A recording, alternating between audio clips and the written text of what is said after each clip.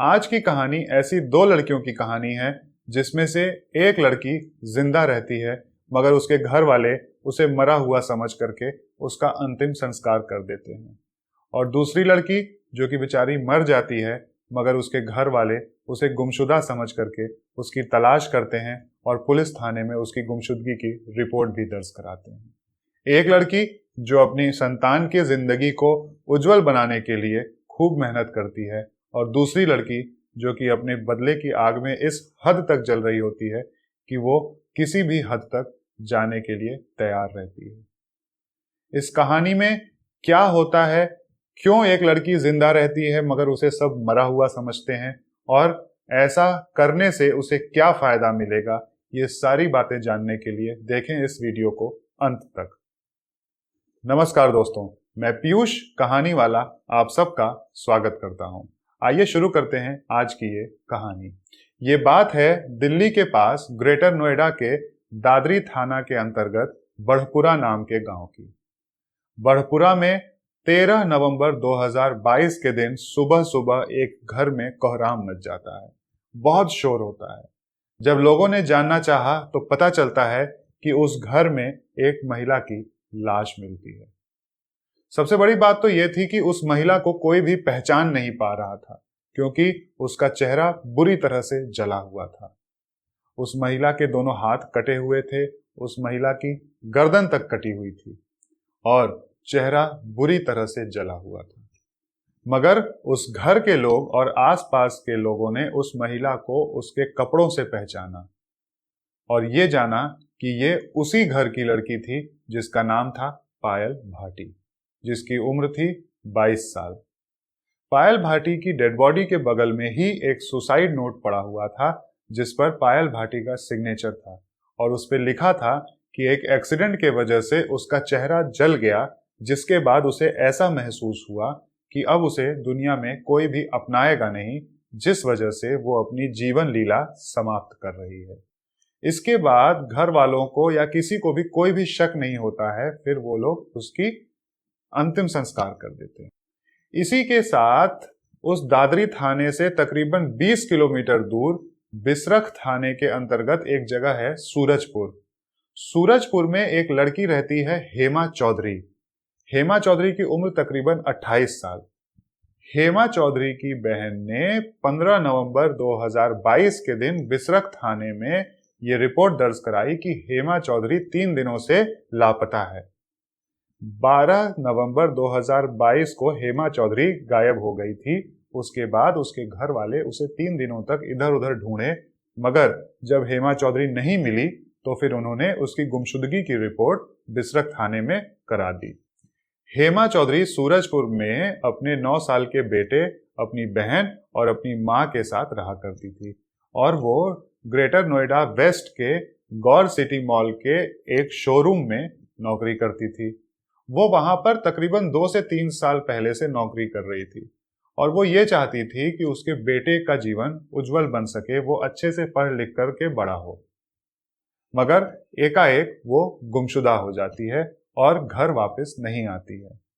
हेमा चौधरी की बहन ने पुलिस वालों को यह भी बताया कि 12 तारीख को रात में तकरीबन 10:30 पौने 11 बजे के आसपास उसका आखिरी मैसेज आता है उसके पास, जिस मैसेज में हेमा ने यह लिखा था कि अभी ऑटो मिलने में थोड़ी दिक्कत हो रही है तो घर आने में थोड़ी देर हो सकती है। इसके बाद हेमा का फोन थोड़ी ही देर बाद बंद हो जाता है। पुलिस वालों ने जब हेमा चौधरी के मोबाइल फोन को यानी कि मोबाइल नंबर को ट्रेस किया तो ये पता चला कि वो दादरी थाने के अंतर्गत बढ़पुरा गांव में था, और 12 नवंबर की रात वो फोन बढ़पुरा गांव में ही लास्ट टाइम लोकेट किया गया, और उसके बाद वो फोन बंद हो गया।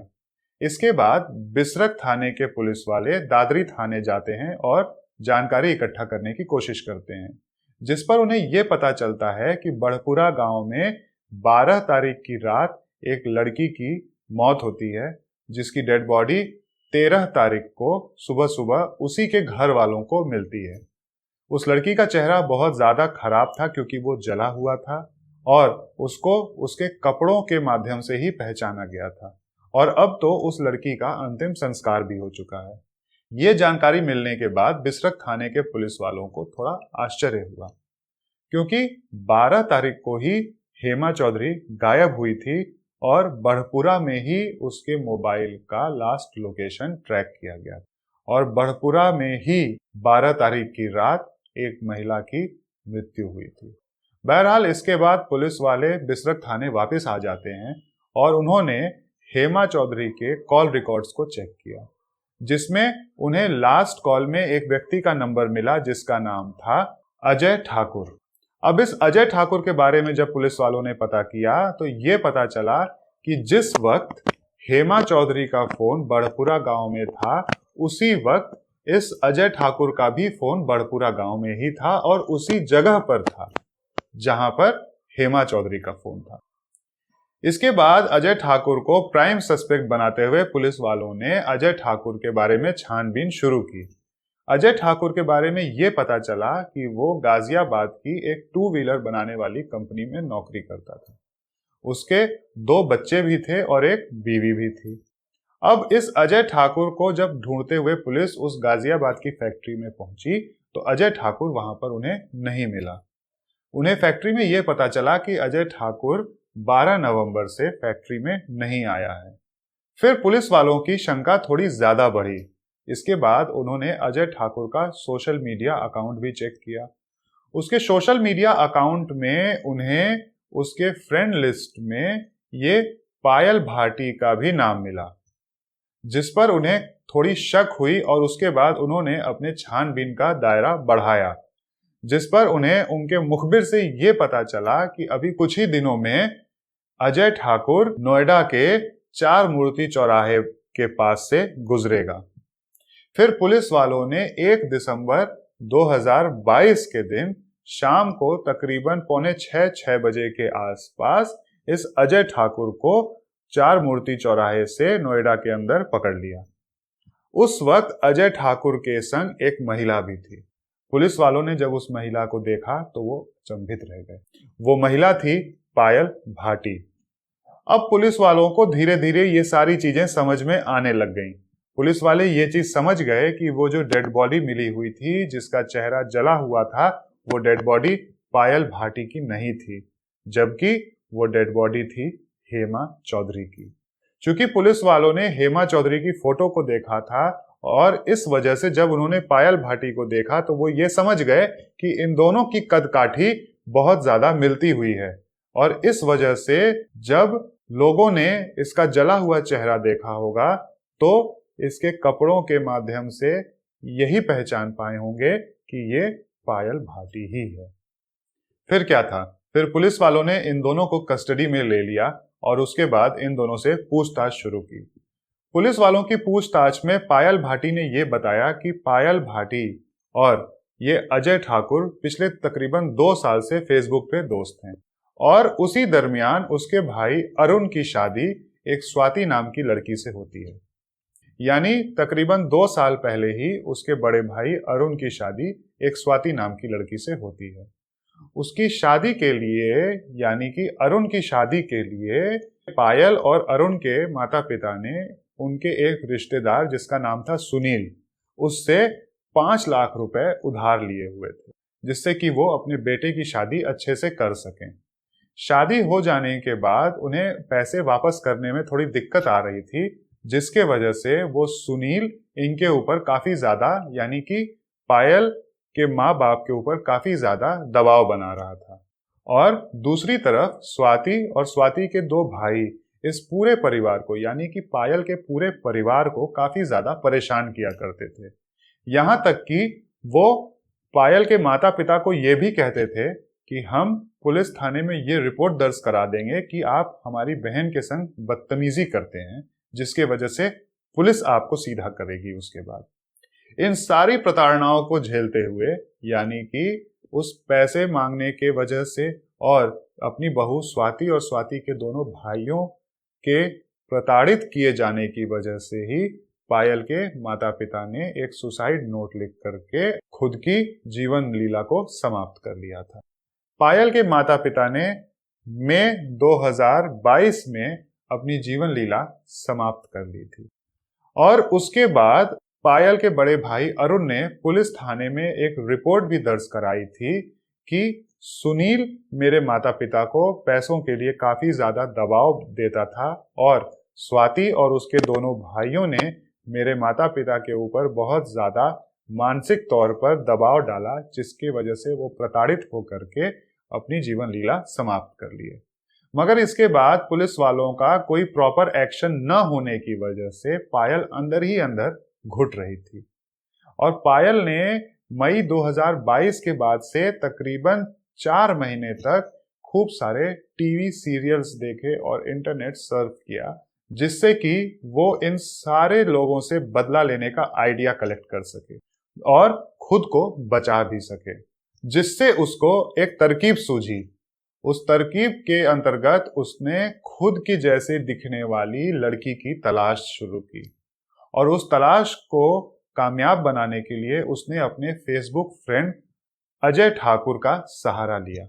अजय ठाकुर भी पायल को काफी ज्यादा पसंद करता था, यहां तक कि अजय ठाकुर पायल से शादी तक करना चाहता था। अब अजय ठाकुर पायल को खुश करने के लिए उसकी जैसी लड़की की तलाश करना शुरू कर देता है। इस तलाश में पायल ने इंटरनेट से तकरीबन 8-10 कॉल गर्ल्स का नंबर भी कलेक्ट करके अजय ठाकुर को दिया, जिसके बाद अजय ठाकुर ने 3,000 से लेकर के 10,000 तक के अलग अलग ऑफर्स पे अलग अलग लड़कियों को उस बड़पुरा गांव में आने का ऑफर दिया। मगर जब भी वो लड़कियां ये जानती थीं कि उन्हें एक ग्रामीण इलाके में आना है, वो लड़कियां आने से मुकर जाती थीं। यहां तक कि पायल और अजय ने इंस्टाग्राम और फेसबुक पर भी कुछ लड़कियों को ढूंढने की कोशिश की, मगर वो सफल नहीं हो पाए। इसके बाद उनकी नजर एकाएक एक दिन गौर सिटी मॉल के अंदर एक शॉप पे हेमा चौधरी के ऊपर पड़ती है, जिसके बाद उन लोगों ने हेमा चौधरी को टारगेट करना शुरू कर दिया और हेमा चौधरी को किसी बात के बहाने उन्होंने एक दिन बड़पुरा गांव पर बुलाया।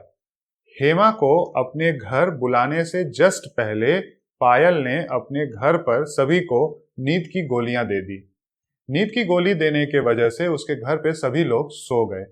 फिर पायल ने हेमा को अपने घर बुलाया और अपने घर बुलाते ही उसने चाकू से हेमा का कत्ल कर दिया। हेमा की गर्दन काटने के बाद पायल ने उसके दोनों कलाइयों को काटा और फिर उसने सरसों का तेल गरम करके खूब ज्यादा खौला करके उसके चेहरे पर डाला, जिसके वजह से उसका चेहरा खराब हो जाए और कोई उसके चेहरे से उसकी पहचान न कर सके कि वो पायल है या वो हेमा है। और इसी दरमियान उसने अपने पहने हुए कपड़े उतार करके हेमा को पहना दिए, जिसके बाद 13 तारीख की सुबह जब वो डेड बॉडी घर में मिली तो उस घर के लोगों ने ये सोचा कि ये पायल भाटी की डेड बॉडी है। इस काम को अंजाम देने के बाद पायल और अजय वहां से भाग करके बुलंदशहर चले जाते हैं और वहां पर एक बीसा कॉलोनी नाम की कॉलोनी में रहने लगते हैं। वो दोनों उसके हफ्ते 10 दिन के बाद ही शादी भी कर लेते हैं और एक शादीशुदा कपल की तरह रह रहे होते हैं।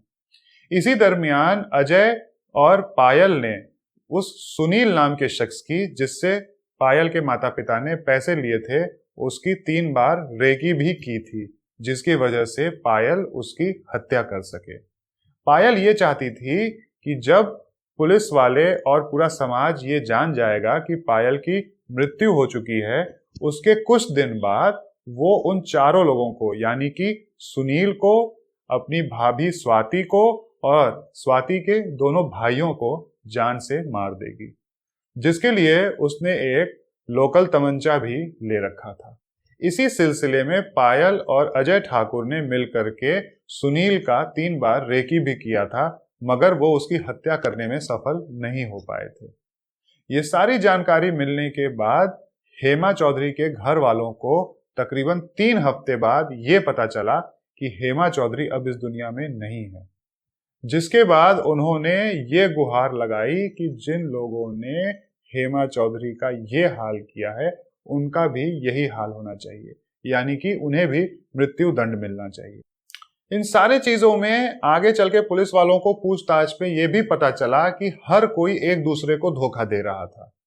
यहाँ पर अजय ठाकुर और पायल ने एक दूसरे से शादी तो कर ली थी, मगर पायल प्लान ये बना रही थी कि वो आगे चल करके अजय ठाकुर को भी अपने रास्ते से हटा देगी, जिससे कि सारे सबूत खत्म हो जाएं। इस तरह से पायल अजय ठाकुर को धोखा दे रही थी और इसी पूछताछ के दरमियान ही पायल को यह पता चला कि अजय ठाकुर पहले से शादीशुदा है और उसके 2 बच्चे भी हैं। अजय ठाकुर पिछले 2 साल से पायल से बातचीत कर रहा था और अब तो उसने उससे शादी भी कर ली थी, मगर उसने अभी तक पायल को यह नहीं बताया था कि वो पहले से शादीशुदा है और उसके 2 बच्चे भी हैं। ये सारी चीजें जानने के बाद पुलिस वालों ने उन्हें कोर्ट में पेश किया और हत्या की धारा के अंतर्गत उन्हें जेल में बंद कर दिया गया। इसी के साथ आज की हमारी ये कहानी यहीं पर खत्म होती है। कमेंट बॉक्स में कमेंट करके अपनी राय जरूर दें और अगर वीडियो अच्छी लगी हो तो एक लाइक जरूर करें।